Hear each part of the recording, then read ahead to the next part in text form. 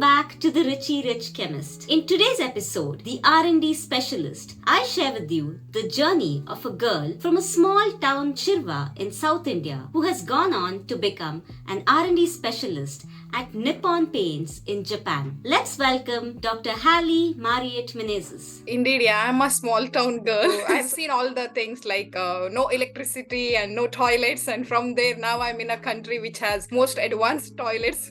So that's been quite a journey. Can you run us through your academic journey? I did my BSc in Aloysius, Mangalore. From there I moved on to do MSc in organic chemistry in Kuvempu University. After 1 year I kind of felt bored. So I thought, let me go into research because research was something I was always interested. I worked as a project assistant in CLCR, Liquid Crystal Institute. I applied for the PhD in Japan. I got the Japanese government scholarship called MEX, Ministry of Science and Education and Sports. The process took 1 year. I wanted to go out of India and pursue my PhD. In India, you have to give a lot of tests, right, if you want to get into the best institute. So I did not want to write all those exams, read for that, and then I thought, let me try in other way where we can just write a research proposal and can get through the interview in the Hokkaido University. So I was working already in liquid crystals, so I could write what I wanted to do. How many years did you take to complete your PhD? Yeah, I took quite a long time. It's like around 6 years. Sometimes your projects don't work. Generally in Japan, it's 3 years, 3 to 4 years. So mostly we are working on the photochemistry. I used azobenzene as mimicking the ATP. So we call it azotp. Do you speak Japanese now? I speak a little, but I cannot read. When you're in academics, you don't have any language barriers in Japan because everything is easily accessible in English in the universities. But once you step out of university, you realize that without language, it's very difficult. For R&D,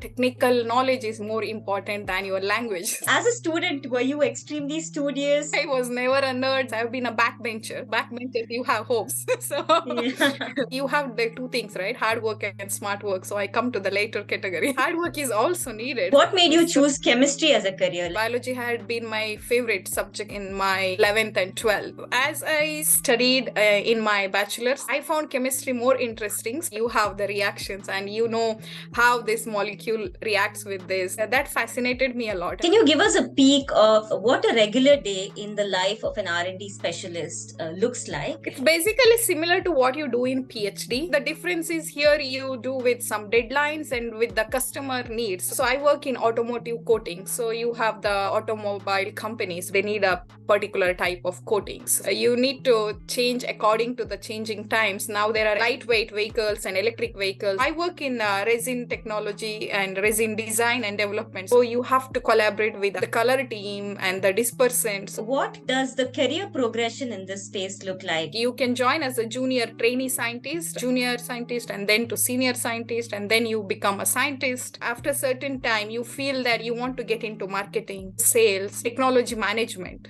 environment, safety, health. You can. What skills should one develop to excel in this role? Good basic knowledge of chemistry. Here you have deadlines, so you cannot keep on sitting and reading the papers or patents or building network, building relationships. It's very important because you're working in an industry setup. You work with a lot of people. You just cannot risk spoil whole thing. So you need to keep asking and like being patient, and you need to be alert all the time. So what you're saying is ability to learn and ability to collaborate. What topics of basic chemistry do you use in your routine work? Very basic reactions like hydrolysis, esterification, nucleophilic substitution. All these kind of reactions are very important. The surface chemistry, chromatography, mass spectroscopy, TEM, all these kind of things, and a lot of instrumentation is the analytical chemistry pretty much. What is it like to pursue a PhD in Japan, and how different is it to the research culture back in India? The major difference is the accessibility to a lot of instruments, which saves your time. So when I was in IASC, we had to submit the sample for NMR and we had to wait. But when I was doing PhD, you can just go and check the NMR and come within 2 hours, within 1 hour, you have the result and you can plan what to do. In India, we focus more on getting the papers. It is there, but not too much. You really have to have a solid result and you need to have a lot of proof, and then you go about writing a paper. Japanese, they are perfectionists. Also during PhD, here you have work-life balance. If you wish, you can balance it very well. Yeah, I was into this International Student Association. You have worked in academia, in research lab, and in the industry. Among these, which one did you enjoy the most? PhD was fun. I took a lot of time to do PhD, and so I was there for a long time. I was in university, and I got into a lot of activities. Also in academia, it mostly based on who is your boss. I'm working in a very good company which gives a lot of importance to the work-life balance. So I recently got a maternity leave of